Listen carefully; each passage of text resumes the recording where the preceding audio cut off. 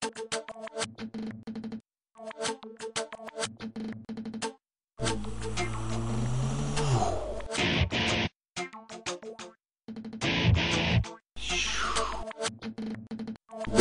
bum, bát.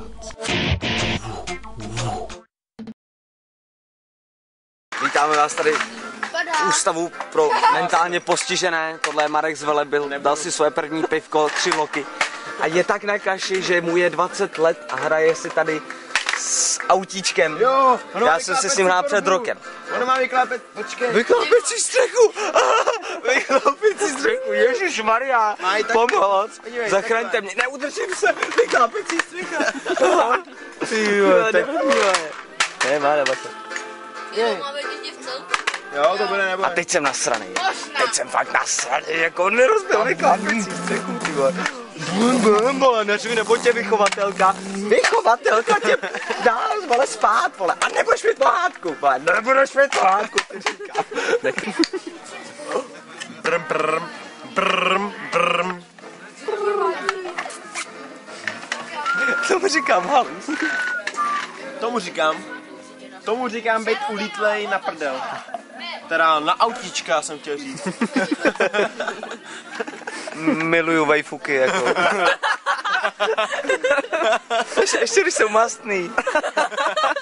Brm, brm. A když tak si pomůžu. Jako vždycky teda. Tak a spí. Máme ještě mousek. Vejfuky, to je můj. Teď ti tady vyveznu a máš to na sobě, víš to.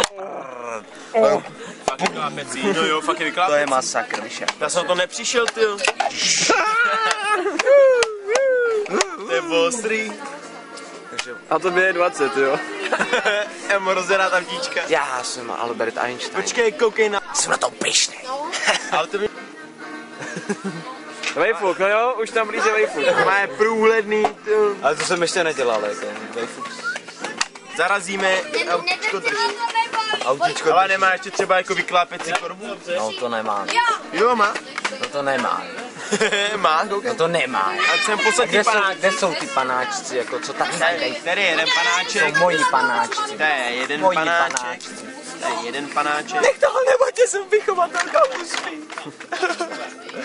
Ale tohle už je mrtě Toho moc. panáčku si tam nechce sedět, víš co? Chápeš, jaký tady zase děláme čůráky? Já nevím, mě to nejde vyklopit. A to mi to nevadí. Jo, už to ne. Já nevím, mě to nejde vyklopit. Tak to je odpověď. Na tapku, ať nemusím skákat přes příkop. Ale koukej se tady na nás lidi.